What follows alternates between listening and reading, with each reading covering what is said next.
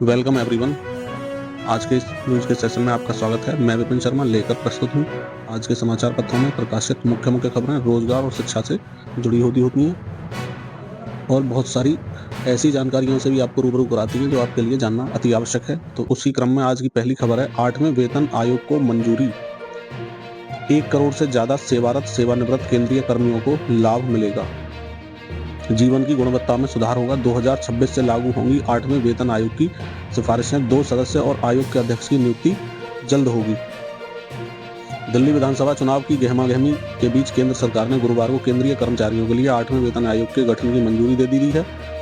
आयोग की सिफारिशें वर्ष 2026 से लागू होंगी। इससे क्या होगा, पेंशन में भी इजाफा होने वाला है।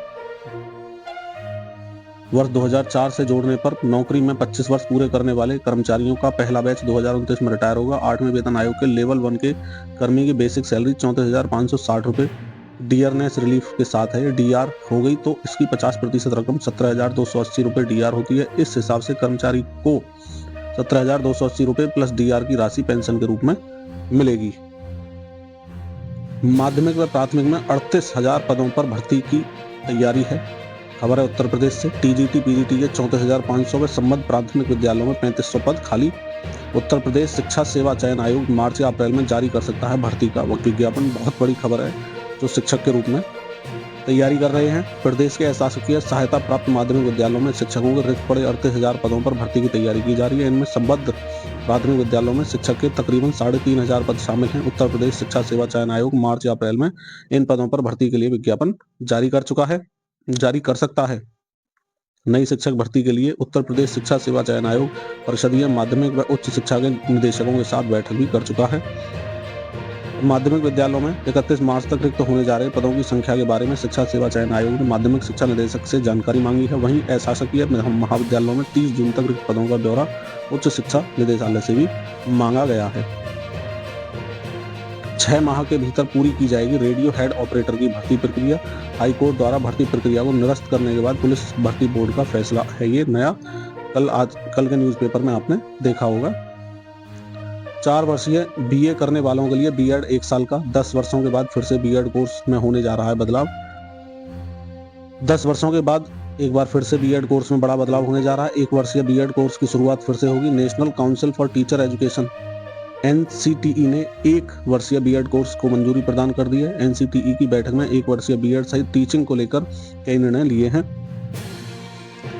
राष्ट्रीय शिक्षा नीति एनईपी 2020 की सिफारिशों के अनुसार कुछ नई शर्तों के साथ इसे दोबारा से शुरू किया जाएगा। 2014 में 1 वर्षीय बीएड कोर्स को बंद कर दिया गया था। 2025 से 1 साल में बीएड पूरा अब कर सकेंगे। 1 साल का बीएड कोर्स वैसे छात्र छात्राएं कर पाएंगे जिन्होंने या तो 4 साल की स्नातक की होगी या फिर स्नातकोत्तर के बाद वे इस कोर्स के लिए योग्य होंगे। एनसीटीई की बीते शनिवार को हुई गवर्निंग बॉडी की बैठक में 1 साल की बीएड समेत टीचिंग को लेकर और भी कई बड़े बदलाव जो हैं वो किए गए हैं।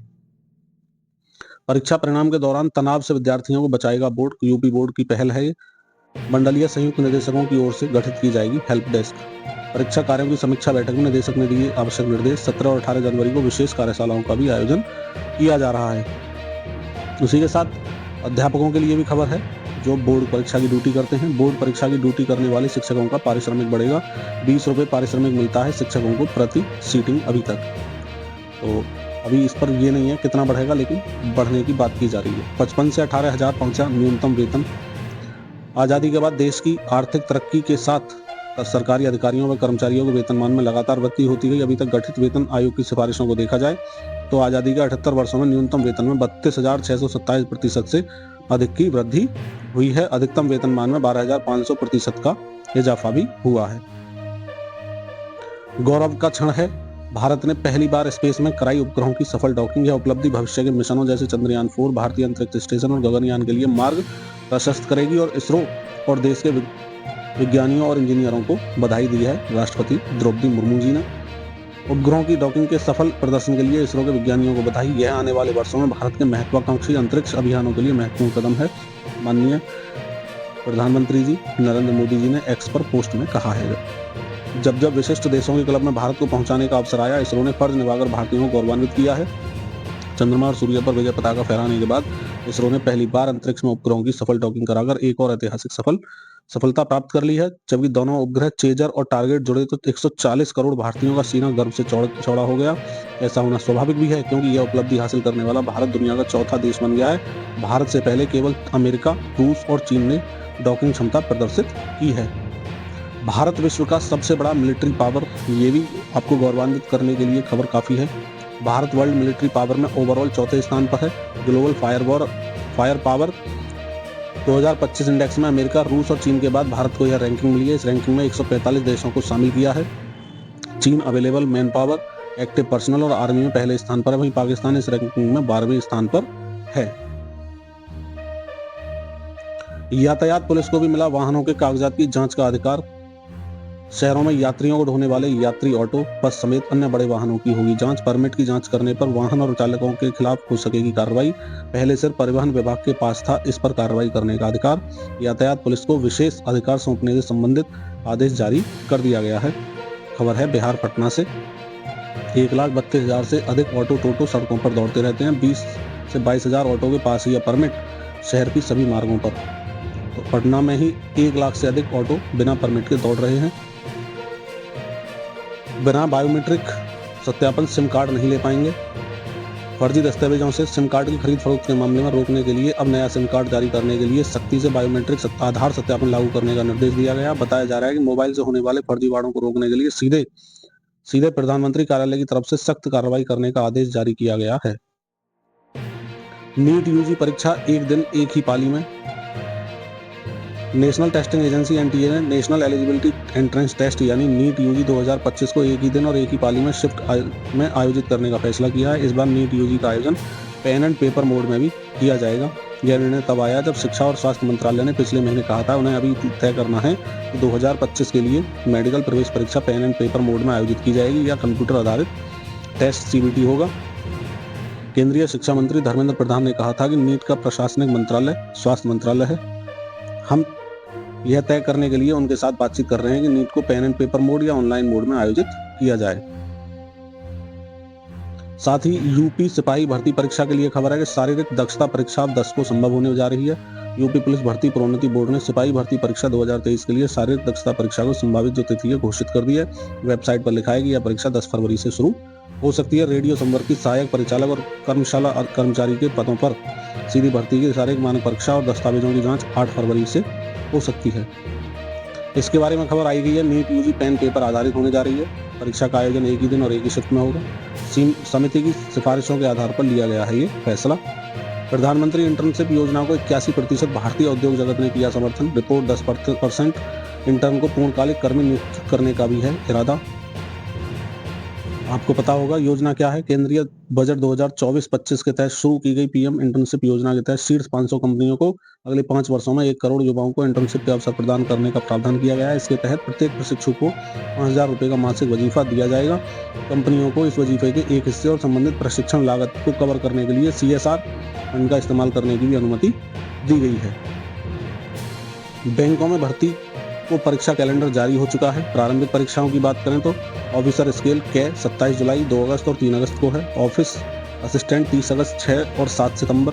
मुख्य और सिंगल परीक्षाएं ऑफिसर स्केल के 13 सितंबर, ऑफिसर स्केल के और इसमें थोड़ा सा साफ नहीं है, कैसा लग रहा है, 13 सितंबर। ऑफिस असिस्टेंट 9 नवंबर। PSB परीक्षा है। प्रारंभिक परीक्षाएं जैसे probationary officer, management trainee, PO, MT 4, 5 और 11 अक्टूबर। स्पेशलिस्ट ऑफिसर 22 और 23 नवंबर। कस्टमर सर्विस असिस्टेंट 6, 7, 13 और 14 दिसंबर। मुख्य परीक्षाएं PO, MT की 29 नवंबर। स्पेशलिस्ट ऑफिसर 4 जनवरी 2026। कस्टमर सर्विस असिस्टेंट 1 फरवरी 2026। AI से फोटो, वीडियो और ऑडियो बनाते हैं तो सिंथेटिक लेबल भी लगाएं। हाल ही में केजरीवाल और PM मोदी के AI जनरेटेड वायरल हुए थे वीडियो। AI कंटेंट पर लेबल लगाना रहेगा जरूरी। दिल्ली चुनाव में AI का उपयोग किया जा रहा है। भाजपा ने दर्ज कराई थी इस मामले में पहले शिकायत। गलत सूचना पर कार्रवाई भी होने वाली है। कल से ही खबर वायरल है। सैफ अली खान पर अपने ही घर में जानलेवा हमला। सर्जरी के बाद हालत स्थिर। 2-2:30 बजे बुधवार देर रात सैफ पर हमला हुआ। 12वें फ्लोर पर सतगुरु अपार्टमेंट बांद्रा में है सैफ का घर। मुंबई के बांद्रा इलाके में बुधवार देर रात फिल्म अभिनेता सैफ अली खान के घर में घुसकर एक हमलावर ने उन पर कई बार चाकू से वार किया। गंभीर हालत में घरेलू कर्मचारी तत्काल उन्हें ऑटो रिक्शा से लीलावती हॉस्पिटल ले गए, जहां सर्जरी के बाद 54 वर्षीय सैफ की हालत खतरे से बाहर बताई जा रही है।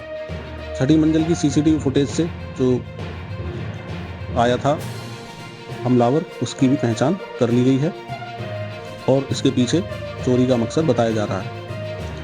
मैसेज पर प्रतिक्रिया देना आसान रहेगा। व्हाट्सएप ने यूजर्स को बेहतर अनुभव देने के लिए कई नए फीचर्स और डिजाइन में सुधार की पेशकश की है। किसी मैसेज पर प्रतिक्रिया करना और आसान बनाया। किसी मैसेज पर लंबे समय तक प्रेस करने के बजाय रिएक्शन मेनू देखने के लिए मैसेज पर बस डबल टैप करना होगा।